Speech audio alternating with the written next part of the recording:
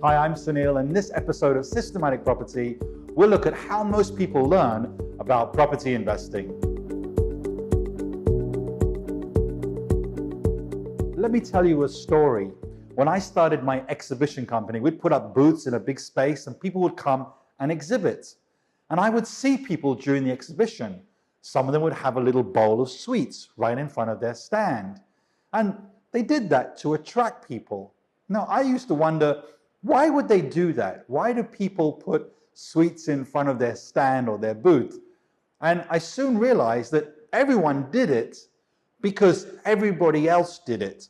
People thought that was how you're supposed to exhibit. And if I look at the property market, I look at the way people invest, it's very funny. Why do people invest the way they do? It's because everyone else does. It's because that's what everyone perceives to be the way to do it. You read the paper, you see other investors, and you hear them, on the TV and the radio. That's how people are investing. They're taking deposits, they're getting mortgages, and they're going investing in the market. And then I hear headlines about how property is so expensive, people have to save for 20 or 30 years to actually afford the deposit. That's crazy. So really, don't follow conventional wisdom. Forget what the paper says. Forget what the news says about how people invest in property. Get educated. Why? Because there's so many ways you can be creative in the property market, even to the extent of not needing a deposit to buy a property. Well, let me put it another way. In many cases, you don't need to use your money. So you can be creative in real estate. And the way to learn about that is, I think, get educated.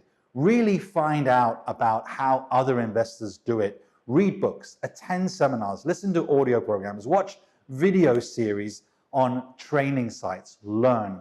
But I think by far the most important way of you learning where the boundaries are of creativity in the real estate market is by pushing yourself.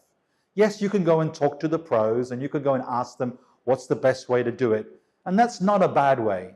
But when you sit down with, let's say, your team and you say, hey, here's a piece of real estate or a property I want to buy, how can I buy that with no money? You may get some funny looks, but as you start to push them, as you start to push the system, you will soon figure out that there is a way and it is possible. So don't take the norm. Don't just take what everyone else says is the way to invest. Most people invest by basically getting a deposit, buying a property and waiting for the price to go up and then selling the property, and they call that property investing. Well, it is, but there are much better ways to do it. So don't accept the status quo. Push. Ask the question, how can I make cash flow from this property? How can I buy this property with no money? How can I become rich, if you like, without using much money? And if you ask those questions and you seek hard enough, you're going to find the answers. Thanks for watching. I'm Sunil.